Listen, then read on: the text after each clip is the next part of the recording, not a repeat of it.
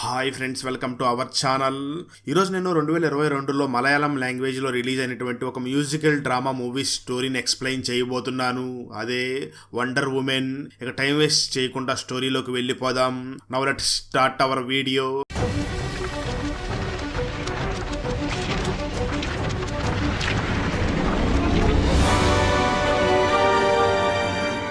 Video start చేసే ముందు మన ఛానల్లో లాస్ట్ వీడియోకి వచ్చిన బెస్ట్ కామెంట్ ఏమిటో చూద్దాం.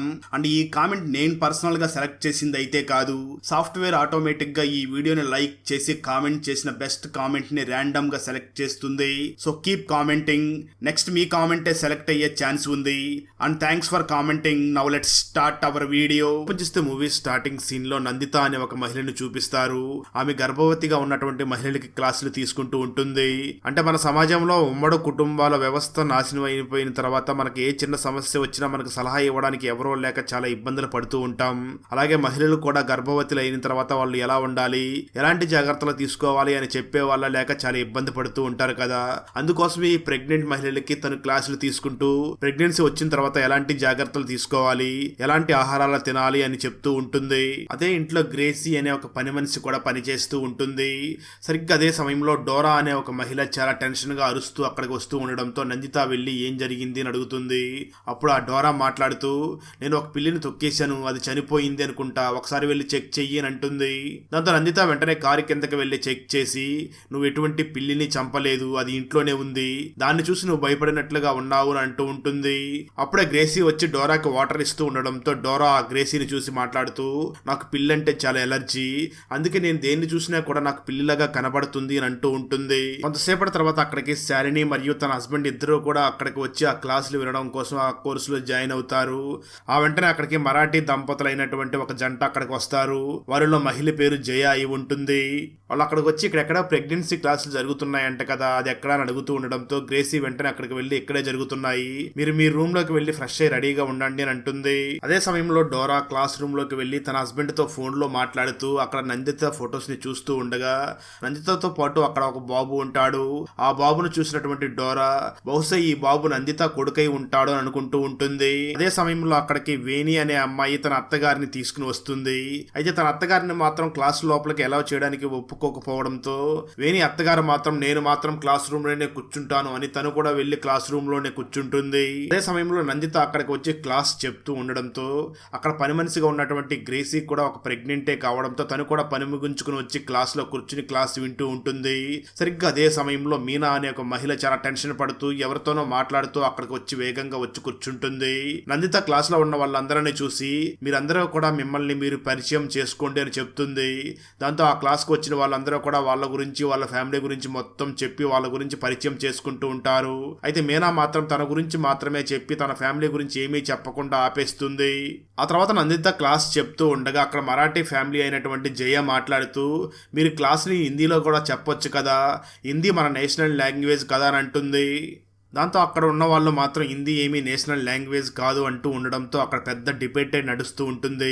దాంతో నందిత వాళ్ళందరినీ ఆపి వెంటనే జయాని చూసి, నేను క్లాస్ చెప్తూ మధ్య మధ్యలో కూడా మీకు అర్థమయ్యే విధంగా హిందీలోనే చెప్తాను, మీరేం కంగారు పడకండి అని వాళ్ళకి చెప్తుంది.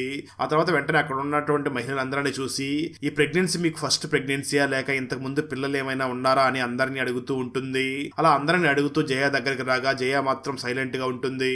అప్పుడు జయ హస్బెండ్ మాట్లాడుతూ, నా భార్యకి 3 సార్లు ప్రెగ్నెన్సీ వచ్చింది, 3 సార్లు కూడా అబార్షన్ అయిపోయింది, ఈసారైనా డెలివరీ అవుతుందేమో అని చాలా ఆశగా ఎదురు చూస్తున్నాం, మీరే చూసుకోవాలి అని అంటూ ఉంటాడు. దాంతో ఆ నందిత మాట్లాడుతూ, మీరేం బాధపడకండి, మేము అందరం ఉన్నాం కదా అంటూ హిందీలోనే తనకి అర్థమయ్యేలాగా చెప్పి తనకు ధైర్యం చెప్తూ ఉంటుంది. ఆ తర్వాత ఒక అమ్మాయి అక్కడికి వచ్చి బ్రీతింగ్ ఎలా తీసుకోవాలి అని క్లాస్ చెప్తూ ఉంటుంది. ఆ తర్వాత ప్రెగ్నెన్సీ సమయంలో వచ్చేటటువంటి పెయిన్స్ ని ఎలా కంట్రోల్లో ఉంచుకోవాలి అవన్నీ కూడా ట్రైనింగ్ ఇస్తూ ఉంటారు. అలా వాళ్ళకి క్లాస్ చెప్పిన తర్వాత మీ ఫీడ్బ్యాక్ ఏమిటి అడగ్గా, కొంతమంది మాకు చాలా ఆకలి వేస్తుంది అని అంటూ ఉంటారు, కొంతమంది ఇక్కడికి వచ్చిన తర్వాత మాకు బాగా నిద్ర పడుతుంది అని అంటూ ఉంటారు. అయితే మీనా మాత్రం నథింగ్ అని చెప్పి రాసి వెళ్ళిపోతుంది. మీనా అక్కడి నుంచి తన రూమ్ లోకి వెళ్ళగానే అప్పుడే తన లాయర్ తనకు ఫోన్ చేసి మాట్లాడుతూ ఉండడంతో మీనా తన లాయర్ తో మాట్లాడుతూ, నాకు ఇల్లు ఫ్లాటు అవేమీ అవసరం లేదు, నాకు కావాల్సింది విడాకులు మాత్రమే, ఆ సంగతి చూడండి అని తన లాయర్ దగ్గర చెప్తూ ఉంటుంది. దానికి ఆ లాయర్ సమాధానం చెప్తూ అలాగే ఆ పని చేసి పెడతాను అని చెప్పి ఫోన్ పెట్టేస్తాడు. ఖర్చిస్తే ఆ రోజు రాత్రి డోరా తన ఇంటి దగ్గరికి వెళ్లి తన భర్తకు వంట చేస్తూ ఉంటుంది. నిజానికి డోరా మరియు తన హస్బెండ్ ఇద్దరు కూడా ప్రేమించుకుని పెళ్లి చేసుకుని ఉండి ఉంటారు. డోరా హస్బెండ్ ఇంటికి వచ్చి డోరాను చూసి, నీకు ఒక గుడ్ న్యూస్, మనం ఎప్పటి నుంచో ఒక రెస్టారెంట్ పెట్టాలని చాలా కలలు కంటున్నాం కదా, దానికి సంబంధించిన ఏర్పాట్లన్నీ కూడా పూర్తయ్యాయి అని అంటూ ఉంటాడు. అప్పుడు డోరా తన హస్బెండ్ ని చూసి ఈ వారం రోజులు కూడా తన క్లాస్ లో ఏం జరిగిందో అదంతా కూడా చెప్పాలి అనే ప్రయత్నం చేస్తుంది. డోరా హస్బెండ్ మాత్రం డోరాని చూసి, ఇప్పుడు నేను చాలా అలసిపోయి ఉన్నాను, రేపు మార్నింగ్ చెప్తూ నేను వింటాను అని అంటాడు. దాంతో డోరా కొంచెం ఫీల్ అవుతూ ఉంటుంది. ఆ తర్వాత డోరా ఆ క్లాస్ కు వచ్చిన వాళ్ళందరూ ఫోన్ నెంబర్స్ ని తీసుకుని ఒక గ్రూప్ ని కూడా క్రియేట్ చేయడంతో గ్రూప్ లో చాటింగ్ చేసుకుంటూ అందరూ కూడా దగ్గర అవుతూ ఉంటారు. మరో పక్క వేణి హస్బెండ్ అయినటువంటి బాలాని చూపించడం జరుగుతుంది. ఆ బాలా వేణి చూసి మాట్లాడుతూ, నువ్వు జాయిన్ అయినటువంటి క్లాస్ ఎలా ఉంది అని అడుగుతూ ఉంటాడు. అప్పుడు వేణి అత్తగారు మాట్లాడుతూ, పర్వాలేదు, కానీ నాకు తెలిసినట్టువే వాళ్ళు మళ్ళీ మళ్ళీ చెప్తున్నారు అని అంటూ ఉంటుంది. కానీ వేణి మాత్రం నాకు చాలా కొత్తగా ఉంది, చాలా ఎక్సైటెడ్ గా ఉంది, నేను ఖచ్చితంగా ఈ క్లాస్ ని మిస్ అవ్వకుండా వీటికి వెళ్ళాలి అని అంటూ ఉంటుంది. ఆ తర్వాత మళ్ళీ క్లాస్ స్టార్ట్ అవ్వగా అందరూ కూడా అక్కడికి వెళ్ళడంతో నందిత అక్కడ ఉన్న వాళ్ళందరికీ కూడా ఒక బొమ్మనిచ్చి, ఈ బొమ్మను మీ బిడ్డ అనుకుని ఫీల్ అవ్వండి అని అంటూ ఉంటుంది. దాంతో అందరూ కూడా ఆ బొమ్మను తీసుకుని వాళ్ళ సొంత బిడ్డలాగా ఫీల్ అవుతూ ఉంటారు. ఆ డోరా క్రియేట్ చేసిన గ్రూప్ వల్ల అక్కడికి వచ్చే వాళ్ళందరూ కూడా అప్పటికే చాలా బెస్ట్ ఫ్రెండ్స్ అయిపోయి మాట్లాడుకుంటూ ఉంటారు. కానీ మీనా మాత్రం ఎవరితో కలవకుండా కేవలం తన పని తను చూసుకుంటూ ఉంటుంది. ఆ తర్వాత నందిత అక్కడ ఉన్న వాళ్ళందరినీ చూస్తూ నెక్స్ట్ క్లాస్కి వచ్చేటప్పుడు ఖచ్చితంగా మీ హస్బెండ్ని తీసుకురండి అని అంటుంది. దాంతో గ్రేసీ వెంటనే తన హస్బెండ్ దగ్గరికి వెళ్లి మాట్లాడుతూ ఉండగా స్కూల్లో వాచ్మెన్ గా పనిచేస్తున్నటువంటి తను గ్రేసీని చూసి, ఖచ్చితంగా నువ్వు చెప్పినట్లుగానే ఈసారి క్లాస్ కి నీతో పాటు నేను అక్కడికి వస్తాను అని మాటిస్తాడు. మరోపక్క వేణి తన హస్బెండ్ అయినటువంటి బాలా దగ్గరికి వెళ్లి నెక్స్ట్ క్లాస్ కి నువ్వు తప్పకుండా రావాలి అని చెప్పడంతో, నేను ఇప్పుడు చాలా బిజీగా ఉన్నాను, నేను అక్కడికి రాలేను, అమ్మని తీసుకుని వెళ్ళు అని అంటాడు. అయితే ఆ మాటలు విన్న వేణి చాలా కోపంగా, నాకు తాళి కట్టింది నువ్వా లేక మీ అమ్మ అని అడుగుతుంది. అదే సమయంలో బాలా వాళ్ళ అమ్మ అక్కడ వేణికి మరియు బాలాకి ఇద్దరికి కూడా టీ తీసుకుని వచ్చి అక్కడ వాళ్ళిద్దరికి ఇచ్చి వెళ్ళిపోతుంది. బాలా వెంటనే వేణిని చూసి, నీ ఇష్టం వచ్చినట్లుగా మాట్లాడావు, ఇప్పుడు చూడు అమ్మ ఎంత ఫీల్ అవుతూ ఏమీ మాట్లాడకుండా వెళ్ళిపోయిందో అని ఆ వేణిని తిడుతూ ఉంటాడు. ఆ తర్వాత రోజు క్లాసులో పిల్లలు పుట్టిన తర్వాత పిల్లల్ని ఎలా ప్యాంపరింగ్ చెయ్యాలి అని దాని గురించి చెప్తూ ఉంటారు. అక్కడ వేణి మరియు డోరా ఇద్దరు కూడా బెస్ట్ ఫ్రెండ్స్ అయిపోవడంతో వేణి ఆ డోరాని చూసి మాట్లాడుతూ, నీతో మీ అమ్మగారు మీ అత్తగారు చాలా క్లోజ్ గా మాట్లాడతారా అని అడుగుతూ ఉంటుంది. అప్పుడు డోరా కొంచెం ఆలోచించి వెంటనే వేణిని చూసి మాట్లాడుతూ, అసలు వాళ్ళు నాతో మాట్లాడితేనే కదా వాళ్ళ మైండ్ సెట్ ఏమిటో నాకు తెలిసేది, వాళ్ళు నాతో మాట్లాడరు అని అంటూ ఉంటుంది.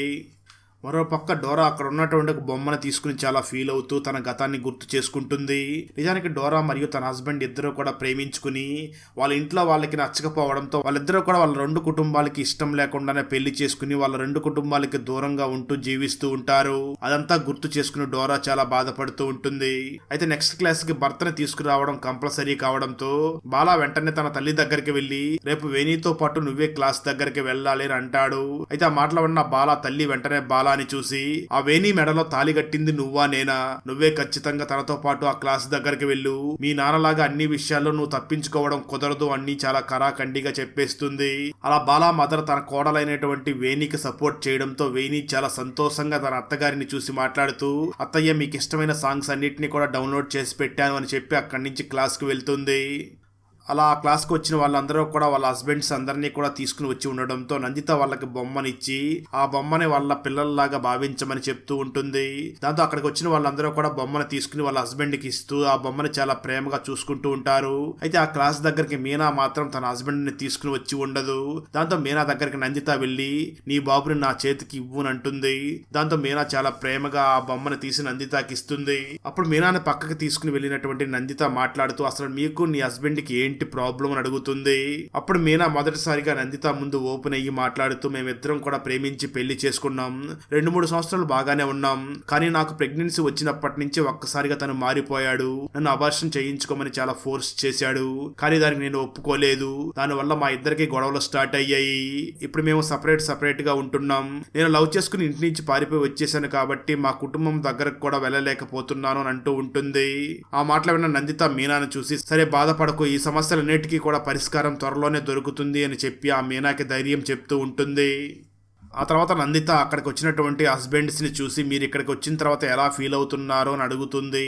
అప్పుడు బాల మొదటగా మాట్లాడుతూ, నేను మొదట ఇక్కడికి రావడానికి ఇంట్రెస్ట్ చూపించలేదు, కానీ ఇక్కడికి రాకుండా ఉంటే నేను చాలా మిస్ అయ్యేవాడిని. ఆ బొమ్మని నా బాబుగా ఫీల్ అయినప్పుడు చాలా నేను ఆనందపడ్డాను అని అంటూ ఉంటాడు.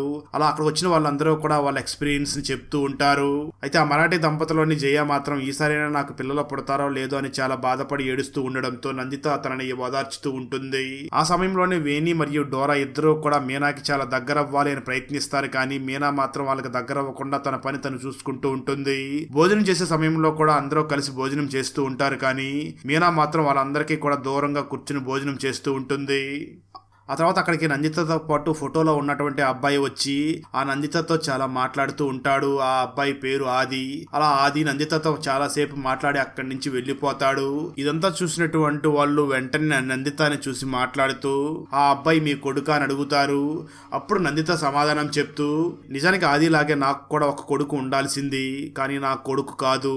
నిజానికి నేను ఆది వాళ్ళ మదర్ ఇద్దరు కూడా ఒకేసారి ప్రెగ్నెంట్ అయ్యాం, హాస్పిటల్కి వెళ్ళాం, కానీ డెలివరీ సమయంలో నా కొడుకు చనిపోయాడు, ఆది బ్రతికాడు. చిన్నప్పటి నుంచి కూడా నాకు ఆది మధ్య చాలా బాండింగ్ ఉంది, అందుకే ఆది అప్పుడప్పుడు కూడా నా దగ్గరికి వచ్చి మాట్లాడి వెళుతూ ఉంటాడు అని అంటూ ఉంటుంది.